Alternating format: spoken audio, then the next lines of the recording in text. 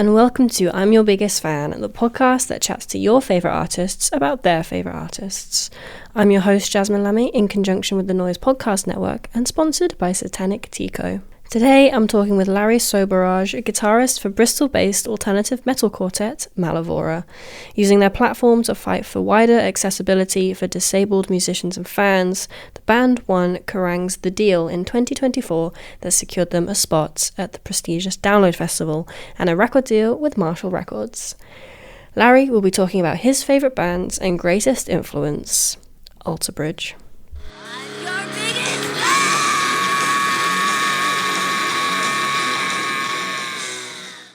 Cool. So I don't know how much you know about this podcast before jumping on, but it's called I'm Your Biggest Fan because it's basically about giving musicians a chance to forget about being a musician for a while. Because as I'm sure you'll find after you play Downloads, all the interviews you do, you'll end up getting asked the same questions by the same outlets, having to rehash the same story over and over again.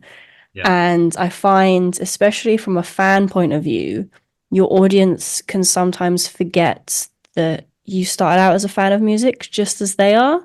Yeah. So this is an opportunity for you to kind of reminisce and go back to the one band that changed everything for you, because we all have one. Yes. And you've told me yours is Alter Bridge. That's right.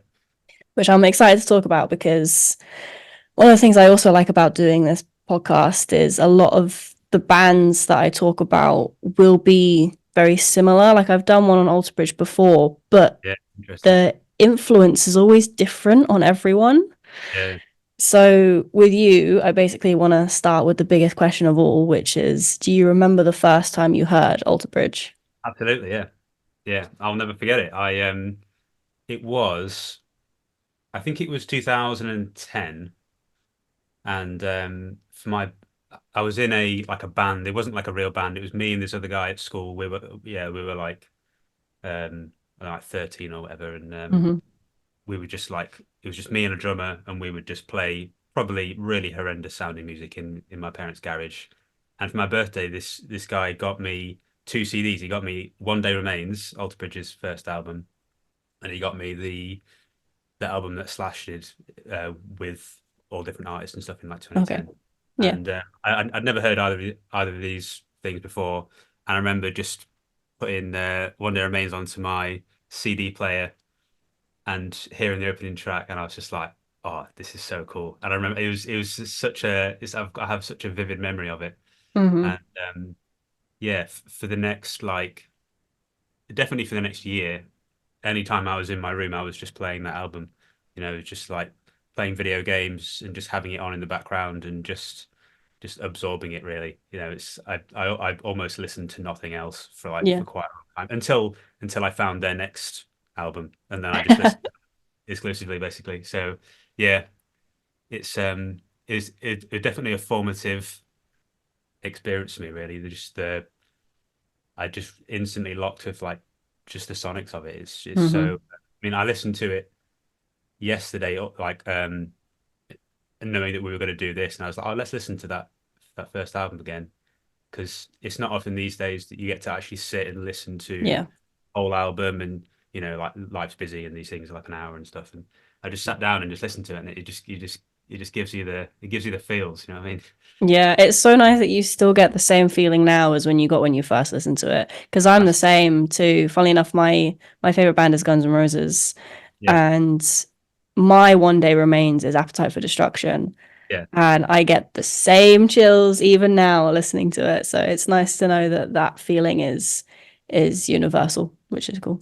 You also mentioned there that one of the other albums your friend gave you was by Slash. Yeah. So out of those 2 records, why was it that Alter Bridge had the bigger impact on you over something like Slash as well? Like being a guitar player too, you'd think, Yeah. Well, I mean, certainly in my younger teenage years, I went to see Slash like a few weeks ago. I still connect with that music. But I would say honestly, my favorite Slash songs from that album was the Miles Kennedy songs, and I couldn't believe my luck when they decided that they were going forward. It was going to be Slash and Miles. I was like, this is like purpose built for me. and I Yeah. do love it. But I think probably at that time, the fact that that particular Slash album is like, was it like 12 songs, and there's each song is with a different vocalist other than the 2 Mile songs.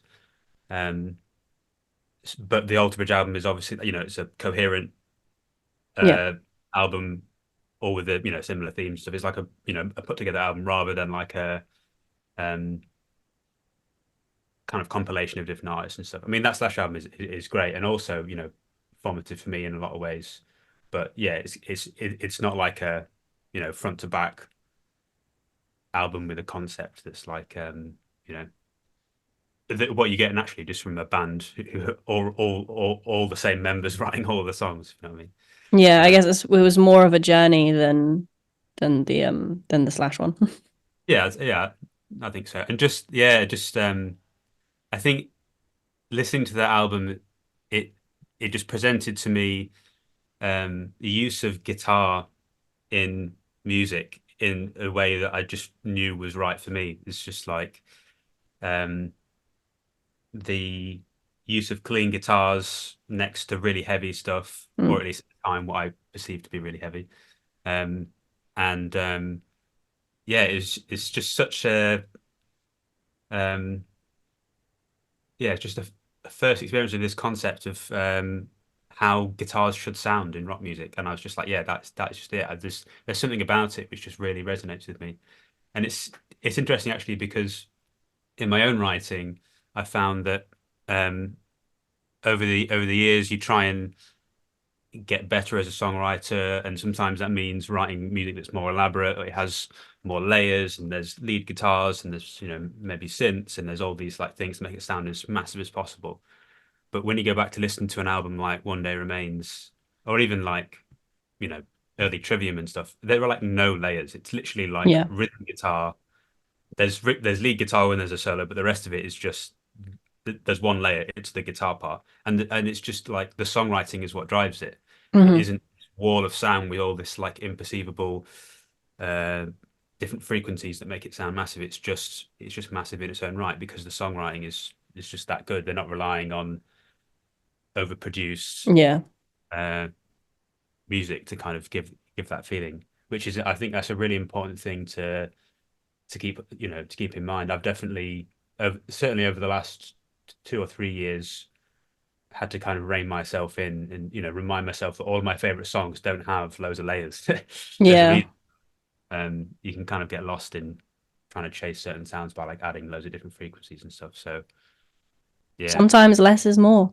yeah, and almost always is yeah. I think you can sit and listen to One Day Remains and just feel like you're sat there listening to a band play a song. Hmm. Whereas I think with a lot of like modern metal that I love, it still, um, you don't get that feeling at all because you're not listening to a band play an hour of music. You're listening to a band play an hour of music with so much stuff that you could never even know what it was Yeah.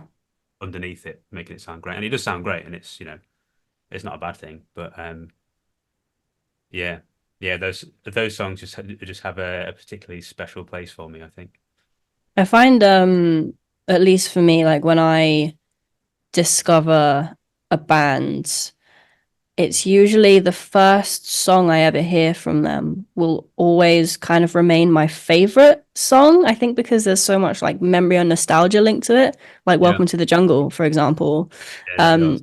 so with you, yeah. So with you listening to Alter Bridge and One Day Remains for the first time, do you have a particular favorite song from that album? Was it the first one you heard, or have others kind of overtaken since then?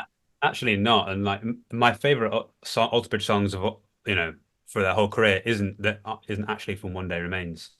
We, we can go through go through their discography later, I guess. But off of One Day Remains, I think um, probably Burn It Down. To be honest, is my favorite, which is like super chill, Hmm. uh, kind of depressing song in a lot of ways, but it's just beautiful and just um the chords that it uses. That was like I think a lot of my relationship with guitar music particularly from my teenage years, was I would listen to it like once and then try and learn it straight away and Hmm. try and figure out how they were doing it, get the tabs up and try and learn it myself and try and like really learn from it. Um, Develop my songwriting palette of different things that I could use. And yeah, the chords that he uses and Burn It Down, it's so simple, but it's the first time um I'd ever been exposed to using chords like that. And I was just Okay. like, well, that's beautiful and dead easy. And I've played that song so many times. Um yeah, I mean like I teach guitar these days and I teach that song to students. It's such an easy song to get right, but it just sounds amazing straight away. Yeah, that's interesting. I've had a guitar for over a decade and I still only know about four chords. So that's useful. That's useful to know if I ever decide to pick mine Yeah. up again. Oh, it's you learn one shape if you can play like an E major chord, Hmm. you put one finger on the bottom string and you just shift it around the whole song. You don't do any other shapes. That is interesting to know. As long as you can remember the frets and the patterns and stuff, your left hand just it doesn't change at all throughout the whole song. God, no So, wonder you're a guitar teacher. yeah. So as someone learning, you can just you could get that shape and then you just Hmm. forget your left hand and just slide it around, and then you can it's something that I used to teach really getting the right hand right because Hmm. you can still sound good, but you could basically forget about your Yeah. left hand. Okay. I learn something new every day. Yeah, give it a go. So, what were you before you were introduced to that Slash and Alter Bridge album? What were you listening to before that? Kind of That's a growing good. up in your childhood. So I would say, for the most part, it was music that my dad exposed me to, Hmm. uh, which was like uh, mostly 70s rock. So Deep Purple, AC/DC, Led Zeppelin, um, The Who, stuff like that. I think one of the first gigs I ever went to was when I was, I don't know, 7 or 8, maybe. I went to see Deep Purple, What supported a by, what a wild first gig to go to yeah, as well. yeah, yeah. I was in like year 4 or something in primary school, and it was Deep. I think it was like Sheffield Arena or something, supported by Thin Lizzy. But this was like before. Um, it was like just before they changed to be Black Star Riders, but Okay, yeah.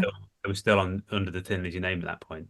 Um, and yeah, I just remember it being just like really loud, and yeah, just obviously I was so young. I don't know how aware I was of what was going on really, but I can still picture it now. I can picture where we were sat, and yeah, just being amazed at the musicianship really that was going on. But that being said, although yeah, the sort of classic rock was definitely what I was listening to before I got into the like metal stuff. The first Mm. gig I ever went to when I think I was 6, was Busted. Oh, Um, nice. which is I think a lot of people have Busted as a gateway like Hmm. punk band, if you want to call them like that. I think a lot of people won't admit it, but I think we'll find out at Download this year on the Friday on the third. I think everyone's gonna be there being like, yeah, do you know what? It's gonna be Me, mobbed. me too. Um, yeah, I think I still carry the trauma from when that band broke up when I was about 9, whenever it was. I didn't I didn't understand what was going on. It was Yeah. absolutely devastating for me. Um, Still so salty about it. Maybe seeing them at download will like heal that trauma. yeah. What's um what's mad for me? I mean, obviously, it's a bit of a funny band to talk about, but the because we're playing the same stage as them, Hmm. but the next day in the morning. They're on last on the Friday and we're on first on the Saturday. So it's like they tear down their stage and then the next people to set up is us, which I think is just that's the coolest thing. It's like they're handing the torch to you. Yeah. I love that. Uh, That's gonna be such a wholesome little moment as well. yeah. Oh, bless. So you said there the music you listened to growing up first was like the classic rock that your dad exposed you to, which is kind of very, very similar to me. Like my music taste is my dad's music taste until I got Yeah. into heavier stuff a lot Yeah. later than I'd like to admit. But for you, when you discovered Alter Bridge, what was it like kind of going through that turning point of being influenced by your dad's music to finally finding like your own sound and your own bands. Yeah. It's a really important thing. I think it's really important because when someone like a parent or a friend is like saying, "Oh, listen to this," it's good, and you kind of, particularly when you're really young, you're like, "Oh, yes, Led Zeppelin, good," and it Mm-hmm. is. I still love it, but it's like you're kind of you're being taught something, aren't you? You're being taught this is the best band in the world. Listen to Yeah. it and enjoy it, and you do. Um, and I think for a lot of people, no matter what that was, that just ends up being what your music taste. If your parents just said, Stevie Wonder, and you listen to stuff like that all the time, then you just or Queen or whatever. So many people have bands that were kind of imparted on them as a kid that kind of influences you. But yeah, once you get something that's of a similar flavor, but your parents don't know about it, or your most of your friends don't know about it, and it's like it's almost like a little secret. Like you understand this whole new thing. It's a bit heavier, it's a bit darker, and it's maybe your parents wouldn't like it as much, and it's just kind of yeah, like I say, it's your own thing that you can own and enjoy by yourself. I think that's a really important stage of like growing up and developing your own music taste is having bands that you can explore yourself. Mm-hmm. And yeah, I count myself as very, very lucky that basically by chance somebody just bought me this album when I was so young that resonated with me so much. I think is is just as feasible that it could have been an album that I didn't really like and nothing really came of it. It's a bit of a fluke, really, that it's just this like complete light bulb moment that as soon as I listened to it the whole way through the first time, I was like, oh my God, I don't need to listen to any other music ever again. Yeah. Um, yeah. So it's, yeah, very lucky, really, that I connected to it like that. It's completely by chance. Yeah, I had a very similar experience with the band Hailstorm. Yeah, I love that So, band. they are like my favorite band now. But Yeah. at the time, so Hailstorm was the first band that I introduced my dad to, not the other way around. Yeah. And it was a very similar thing as well. Like I had this like really slow, sad, sappy emo playlist, and one of my friends was like, "Oh, you should add Hailstorm's Break In," which is like a very different song to what they usually do. Yeah. But Yeah. it was from that one song that I discovered their first two albums Mm. and was like hooked ever since. And I'm like, you don't understand what you did for me when you showed me that one song. Yeah, yeah, these people, I mean, yeah, these people are really important in our lives, aren't they? That introduce us to music that becomes so special. I mean, like, the friend that bought me this album, I wouldn't say I've spoken, it's just like we were friends at school and went our separate ways and whatever. But if they hadn't bought me that album, who knows where I would be musically and in life in general, really? Because, um, yeah, I'm pretty confident in saying without exposure to Alter Bridge, I definitely wouldn't be doing what I'm doing musically today. So there's a very, very slim chance that I'd be doing things like playing download and stuff. Um, yeah, so it is really important. Yeah, Hellstorm, absolutely love that band. I think they're one of the bands that I've seen the most. I think the first time I saw them was they were opening for Slash. Actually, it was like Hammersmith Apollo in like 2012 or something. That sounds amazing. Yeah, and I'd never heard of them before, and Right. they were just amazing. And yeah, so so glad to see that they sold out Wembley last Yeah. year. And I was I at saw, that show. That was my birthday present to myself. oh, yeah, I saw the YouTube video of it because they published that the other day, didn't they? Mm. Their like live DVD, but on YouTube kind of thing. Yeah, that was an absolutely amazing night. So like I also work in the music industry as like a full-time job as a publicist. Yeah, And my boss, who's got a lot of connections, he was also there that night. And like the show finished and I was about to go home with my dad. And he just texted me being like, I've got two backstage passes. no Happy way. birthday. I got to go backstage at Wembley. And Wow. it was the third time I'd been in the same room as Lizzie Hale, but even then I was like, this is the best day ever. Yeah, that's so cool. Yeah, going back to you discovering Alter Bridge, going on from the kind of like 70s rock that you were first listening to. What was it about them besides the kind of like heaviness and darkness about them that kind of made them stand apart from what else you were listening to at the time? I think it's the melody. I think is probably the most significant thing about Alter Bridge is the relationship between the guitar and the vocal melody is really unique.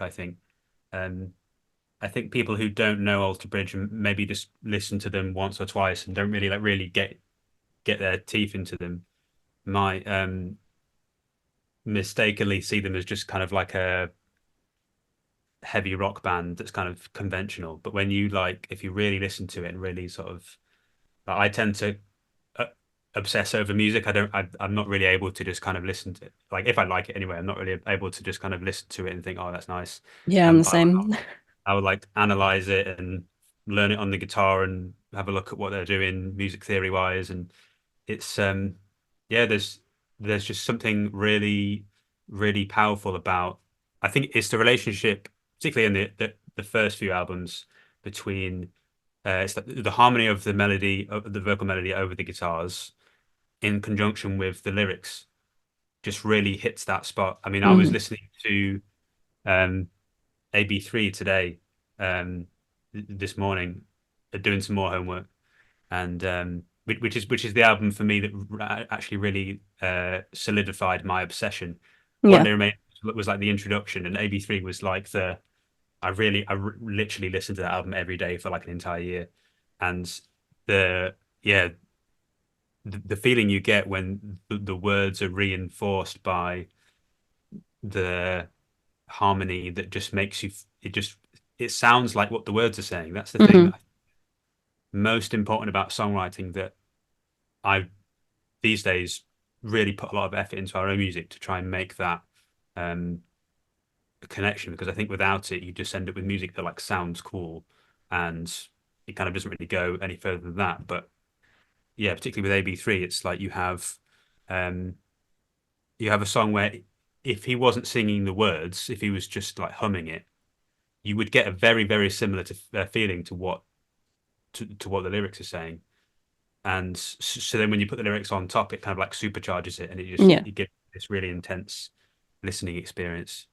So yeah, that's probably it for me in terms of the like uh that like special sauce that it has that just makes you just want to listen to it again and again and again. Yeah. One of the things I really love about Alter Bridge is like Tremonti's guitar work is so dark. Like Yeah, especially with the riffs, like it without Miles's vocals on the top, it's so fucking heavy. yeah, And then when you add Miles Kennedy on top of it, obviously his voice is so like not soft, but it's more in like the higher range. yeah, So you get this like really nice balance of like heavy and light, which I really love, that kind of like duality, and it kind of yeah, they complement each other a lot. yeah, massively. And I think the approach to riff writing and stuff is certainly in my teenage years. That's basically all I ever wanted to do as a guitar player, was just to be able to play Alter Bridge songs. If I was able to play everything that Mark Tremonti was playing, that's all. Like there were no other requirements really. If I could do that, I'd be completely content. It's just yes, it's hard to describe really, but it's just everything that I would ever want to do on the guitar. It's just being played at me through the speakers, and it just makes me just yeah. It's just it gives um a very specific feeling. It's very inspiring as a musician to just be shown things like, oh, you can do this with this Hmm. instrument, by the way, and you're like, yes, that is what I want to do. Yeah. So when it comes to writing your own material, um, how has Alter Bridge influenced Malavora's writing? Kind of like when you first started learning guitar compared to the stuff you're coming out with now. It's they're so it's integral. Alter Bridge music is completely integral to me as a person, but me as like a guitarist and songwriter. I actually more than a lot more than once. A few times I finished a gig and people who've never seen us or heard of us before have come up to me and said, "Oh, great set. Do you like Mark Tremonti?" And I'm like, how could you tell? And they're just like everything about you, what you're playing, how you're playing it, how you Mm. stand on stage, and everything. I'm just like, yeah, fair enough. Um, I can't really fault you on that. But yeah, I think for me, when I was probably 16, 17, I stopped having guitar lessons. I'd, at least for that period of my life, gone through music education and grades and stuff like that. And I stopped having a teacher. And um, my essentially Mark Tremonti became my teacher because I got all the tab books for all the Alter Bridge songs and just learned as many songs of theirs that I could manage. Hmm. And that really informed the way that I approach playing and writing um, guitar music. And without that, the music that I write and play today would just be so different. Um, I actually think that the 2 years I spent really delving into Alter Bridge, the guitar songwriting kind of stuff, in those days was probably the most uh, important guitar lessons, if you like, that I ever had, because it went from being taught stuff from an external teacher who was like, learn these chords, these arpeggios, these shapes, do this exam, great, you're doing great, to actually being like, I want to be able to make these sounds with the instrument. I don't really care what the technique is or Hmm. how it's applied, or that's kind of irrelevant. It's like, how do I do that? Don't really care um, how I get there. I just want to be able to make that sound. And then um, through just learning as many songs of theirs as I could, got to a point where I was like, okay, I want to start writing my own music now. And that was like, I'd say when I moved to Birmingham to go to uni, I was 19, and I felt like I'm ready to start a band now. I can play guitar. I have my grade 8. I have my diploma by that point, and I have my catalogue of Alter Bridge songs and obviously others. It's easy in this to make it sound like I literally just listened to Alter Bridge and that's it for it's probably up to that point it's probably like 80% or something. But there are other things going on as well, which I don't want people to think I'm in like an Alter Bridge cover band, but but yeah, equipped with music theory and formal guitar lessons and just going through books and books of Alter Bridge tabs, I got to the point where I was like, right, I think I know what I want to do now, Hmm. and I feel equipped to do it.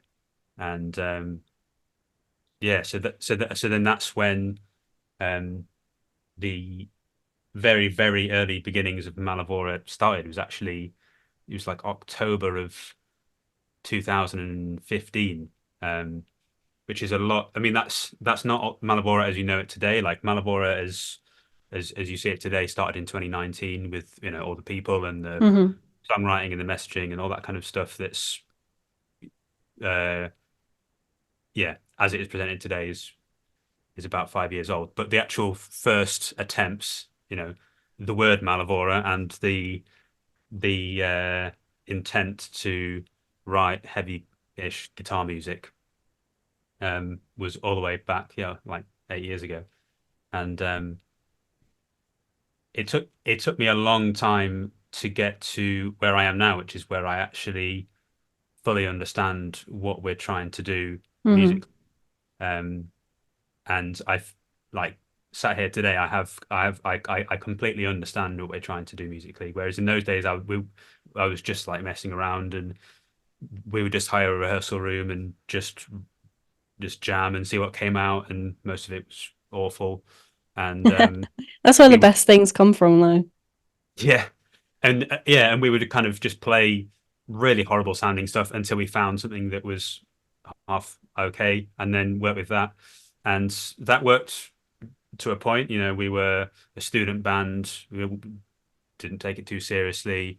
Played some small gigs in front of some friends at uni. It wasn't like um, although having a career in music was always the goal, it wasn't anywhere on the trajectory to becoming a career at that point. But yeah, now it almost feels like a completely different um a different way of approaching it these days, because now it's a very considered approach where um I have a feeling that I want to impart on the listener, and that's where it starts. And this Yeah. kind of goes back to what I was saying about what I really found powerful about Alter Bridge music was that if you got rid of the lyrics, you'd still feel the same stuff. That's when they do that, when bands get that right, that's when you get people who listen to a song like Blackbird and just cry every Hmm. time because and it's very hard not to. I sat in here earlier today and listened to um AB3 and some of Fortress, and it's when you really just sit down and turn your phone off and crank the speakers and listening to it, it's such a visceral experience Yeah. because It's really uh, immersive. That's what it gives yeah, you.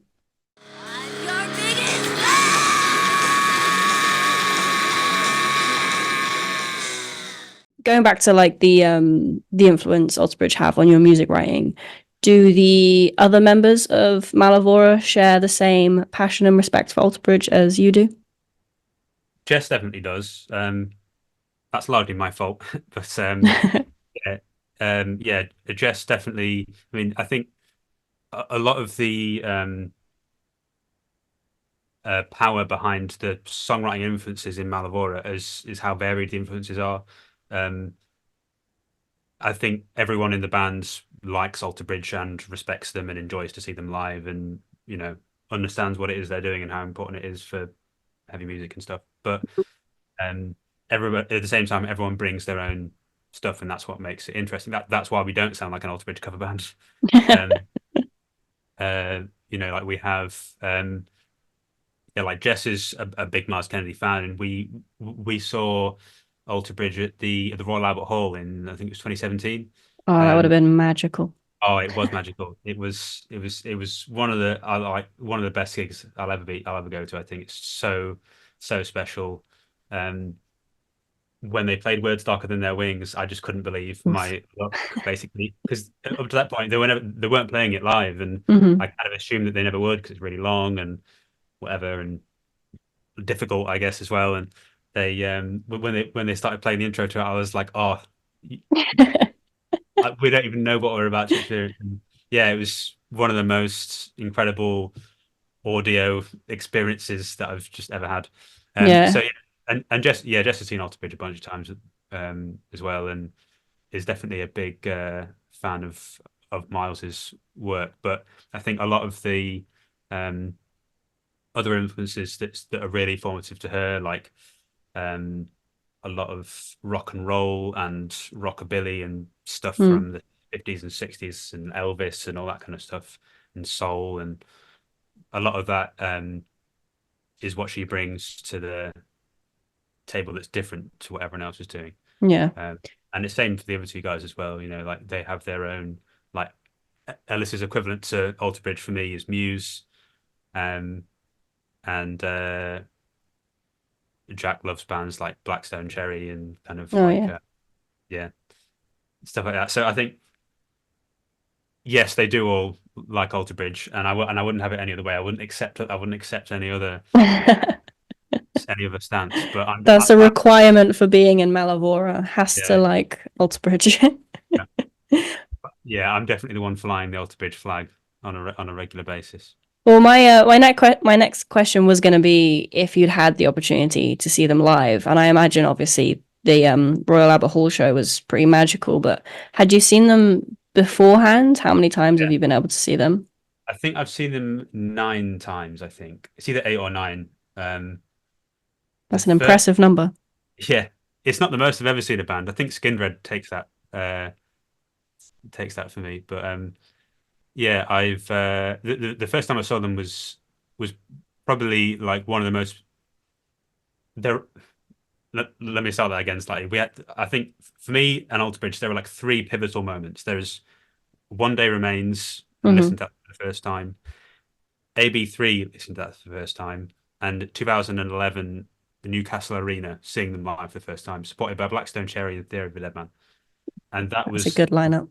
really like that. I want to do that. That was the moment that people talk about where it's like, yes, please, I would like that job. Hmm. Can't think of anything better than doing that. How do I do that? Um, Really mind-blowing experience. With my dad, sat right at the back, and yeah, I've seen them every time I, that I was able to since then. Um, and yeah, that arena gig when I guess I was probably like 14 or 15. I'll just always remember that, definitely. Yeah. What was it like seeing them for the first time? Because I've seen them three times now. The first time was on the Last Hero tour, Nice. which I wasn't that impressed by. They had Shinedown opening and Shinedown blew them away. But then I saw them at Download last year and they were Mm, great. And then I saw them again on the Pawns and Kings tour yeah, and totally different to the first time I saw them. They were like so much like funner as well. You could tell they were like actually happy to be there. I don't know what happened the first time around, but it was a different experience seeing them the second time than it was the first. yeah. So for you getting to see your favorite bands for the first time, what Mm. was that like? How was that different to all the other shows that you had been to? I think yeah, it was a really special moment for me. To hear the albums brought to life Mm. and just to watch them do it. I think especially as a kid, um, just seeing your favorite band playing your favorite songs. There's nothing better really that you can do. It's especially having spent a lot of time in my bedroom learning the guitar solos and learning all the riffs and stuff, and then to like watch the guy actually do it, Mm-hmm. and you're like, I can sort of do that. I can kind of make it sound like that. Um, yeah, I just remember it just making me light up, really, making me just want to go home and do it. In fact, I've just it's just kind of it just kind of came to me. I just remembered what happened on that in 2011. It was in Newcastle, but I'm not from Newcastle. I'm from like Mm. Nottinghamshire. It was I think it was the nearest date that we could get tickets to or whatever. And so we drove home, which would have been like, I don't know, 3 hours or something. Oof. And then we got home. It was really really late, and the first thing I did was I got my guitar. I, I think what I learned from that gig was that everyone had their guitars really low, and I Mm-hmm. was up to this point learning the guitar. My guitar teacher probably told me to have it like here and Mm-hmm. play stuff. And I remember watching, particularly like Blackstone Cherry, and being like, "This the Yeah. guitars on their knees." And I remember thinking, so I have to do that. Then that's clearly how you do it. So I did it was I got home. It was like 3 in the morning or something, and I got my guitar and just like made the strap on its like longest on its thing. Was like Mm-hmm. playing bridge songs in the mirror, being like, yeah, okay, that's way harder actually in my wrist. But okay, I'm sure I can do that. I mean, Way now harder, but looks way cooler. way cooler, yeah. But now it's kind of come a bit closer up to actually play. Yeah. Um, I feel like I feel like you could probably graph the height of people's guitars over time. I think these days it's cooler to have it up here a little bit. I think. Yeah, I think it depends on like what genre Yeah, the band is as yeah, well. Like especially like with indie bands, I feel like up here is yeah, cooler, but the heavier you go, the lower it's gotta go. yeah, But, yeah. so I have a couple more questions for you. So If you had to direct someone listening to Alter Bridge for the very first time, which three tracks of their entire discography would you choose that encapsulates them perfectly? 3 tracks, okay. Blackbird is the first one. Has Mm-hmm. to be. Um, it's a long one. It's like 8 minutes or something. It pretty much says like it's pretty much that the band in a song.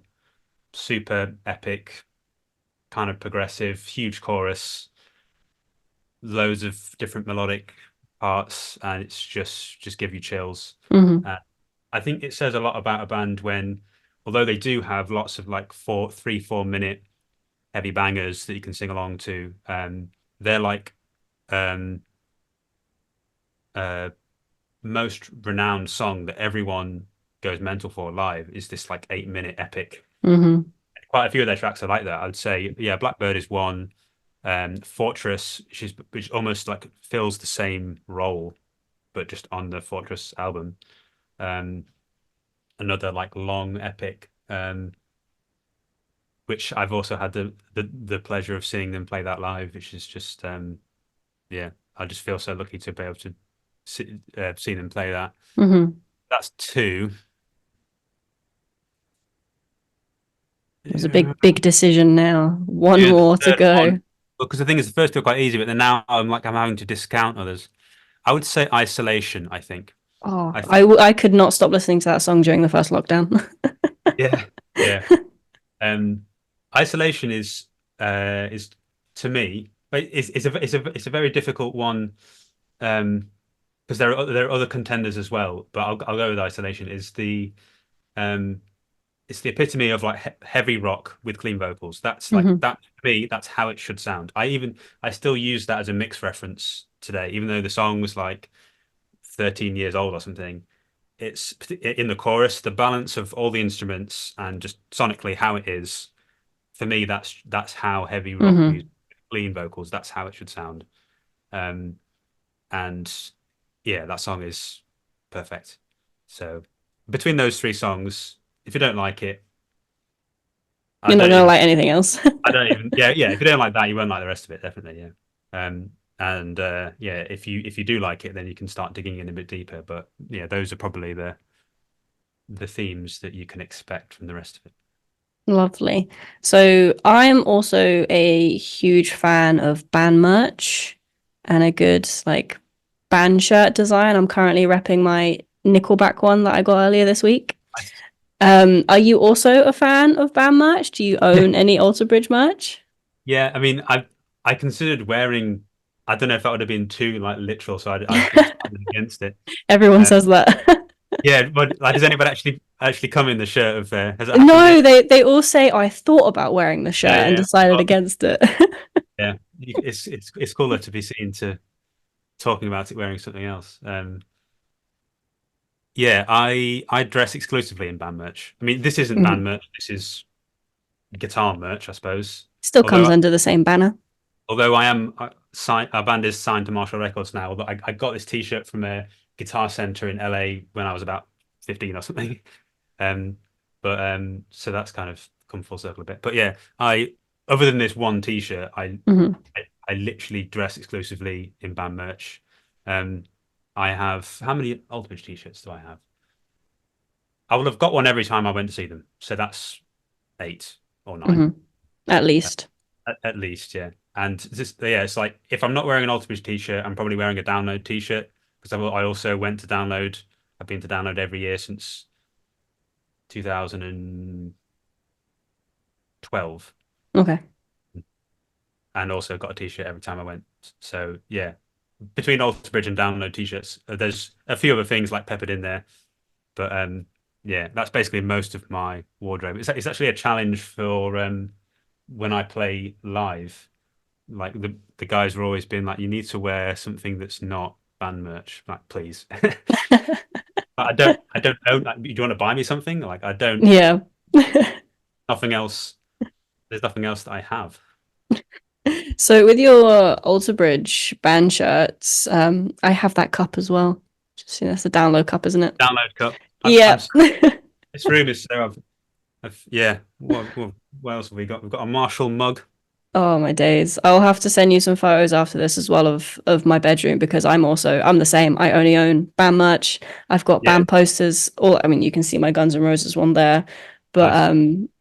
I'm literally such a sucker for band merch.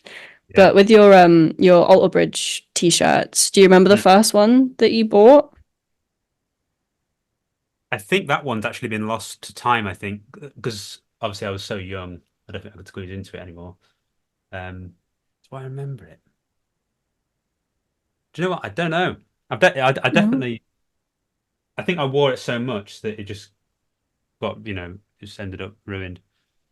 Yeah, but sometimes they look cooler that way. Yeah.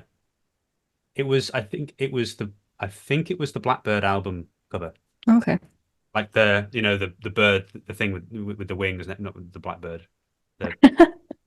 The, yes, Yeah, no, I that's know like what you that, mean. that logo thing they did. Yeah. That and the bridge, yeah, yeah, in like blue, yeah. That's definitely gone. That's definitely um not survived.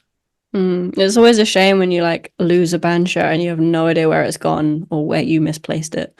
Yeah, yeah, like moving house or whatever. Yeah, Yeah. I have the same with I think the oldest one I've got my 2013 download t-shirt still. I that's still it doesn't fit, but it's I have it. Um Yeah. I had a similar thing. I was like selling a bunch of clothes the other day and I got rid of my first two ever band shirts because it was the same. They also didn't fit me, but I just like couldn't let go of them. And then I finally bit the bullet and it was hard. It was hard letting them go. yeah. Besides band shirts, do you have any other Alter Bridge merch? Like when you've gone to shows and stuff, have you ever like caught a pick or anything? Anything that's like extra special or sentimental? Um I've never I don't think I've ever caught a pick. But it's not really Alter Bridge merch. Hang, give me a sec. I have this. Oh, that's a sexy guitar. So this isn't necessarily Alter Bridge merch, but PRS as a guitar brand, I didn't know what it was until I saw Alter Bridge and I was like, ah, that's like a Gibson, but like prettier. And yeah, the my obsession with PRS as a brand kind of started and is solely related to watching Mark Tremonti play live. Mm, So although it's not really Alter Bridge merch, the fact that I now play a PRS live yeah, is directly related to that. that is So such a sexy finish on that guitar as well. yeah, it's super nice. Yeah, it's a charcoal burst type thing. Oh, I like that. Yeah, and I actually now we're on to guitars. I actually got another one.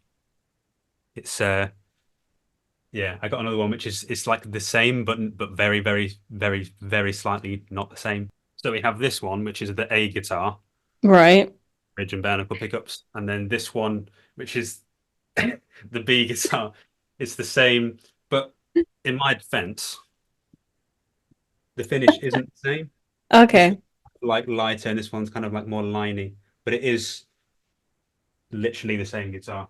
And that's actually another thing that I got from Alter Bridge, which I didn't realize until later that not every band does, but when they're playing live, they have loads of different tunings and therefore loads of different guitars. So when Hmm. you see them playing live, almost every song they're changing guitars, and I just thought, oh yeah, well that's when you play live, you have guitar changes because you have to play in different tunings and you have to bring different guitars, and that's the way I've always approached it.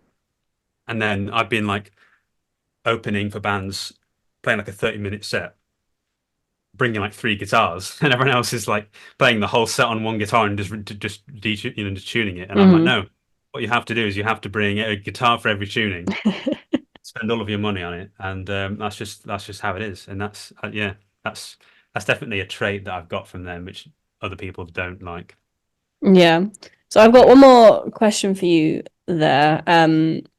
As a fan of Alter Bridge, and obviously when you listen to the Slash stuff, you preferred the stuff with Miles Kennedy. What do you think of like Creed and Tremonti's solo stuff and Miles Kennedy's solo stuff as well?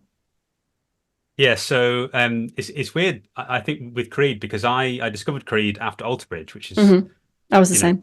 just the wrong way round. Yeah, it's weird. I discovered Creed in like 2012 or something, and I discovered their Full Circle album, which was their like reunion or their first reunion album. Um, I've never really gelled with Creed that much. I think the Full Circle album is pretty cool. I quite like it, um, but it doesn't really do the thing for me, which is Hmm. weird. Obviously, Tremonti does a lot of the songwriting in Alter Bridge and in Creed, so it's weird that it doesn't really have that magic impact on me at all. But Tremonti's solo stuff, I absolutely love it. I love the heaviness of it, and also the vocal melodies as well. Yeah, there's that does the thing. Hmm. That does the um, it just it makes the sound that I want to hear. It's this indescribable connection with the music that I get it from Alter Bridge massively. I get it from Tremonti. Um, yeah, I don't really get it from Creed, which is weird. And yeah, Miles' solo stuff is really cool as well. You know, the slightly bluesier, jazzier side of things, and um, I've been lucky enough to see that live a few times, and it's Hmm. very, very special. Yeah, I remember I saw Miles Kennedy on his solo run. Um, I think it was Ides of March, that tour, Yeah, and that was in the Shepherd's Bush Empire in right. London.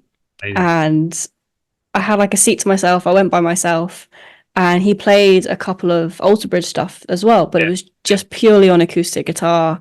yeah. And there's something about just his voice and acoustic guitar, and I was just Incredible. sat there on my own crying. Yeah, yeah. And so is everyone else probably. He has that effect on people. I mean, the I think something that they do that I think is really special is the acoustic songs they do in their set Hmm. on their headline shows anyway. Like with their um what was it on the it was actually on that 2011 tour when I first saw them. When they played Wembley, they did their Live at Wembley DVD. It's like the same tour. And I've watched and listened to that just countless times. Although I wasn't there in the crowd on that exact performance, I was there, you know, like a few days before on the Newcastle Hmm. days. I kind of pretend I was there, kind of thing. And yeah, when he just sits there on a stool with his acoustic guitar and does Wonderful Life and Watch Over You, and everyone in the crowd is just crying. Yeah, It's, yeah, it's just this angelic voice, and yeah, it's yeah, super special. nothing tops it. Yeah, and to hear that, like to hear Watch Over You at the Royal Albert Hall was just one of the. It was as close to a spiritual experience as I'll ever get. You know, it's to hear it backed up by all the violins and everything. Hmm. It's just incredible. Thank you for listening to I'm Your Biggest Fan. If you enjoyed what you heard, please don't forget to like, share, subscribe, comment, send it to your nan in the post. Every little helps. You can follow us everywhere at biggestfan_pod. Follow me everywhere at Wrathchild_jazz. Noise at Noise UK on everything. Noise Podcast Network at Noise Podcast Network on everything. And Satanic Tico at Satanic Tico and at Pitch Black North. If you have a band member in mind that you think would be perfect for this podcast, perfect for this topic of conversation, or maybe you are the band member and you're the super fan, drop us a comment, drop us an email. All other info can be found below in the description. And thanks again for listening. We'll catch you soon.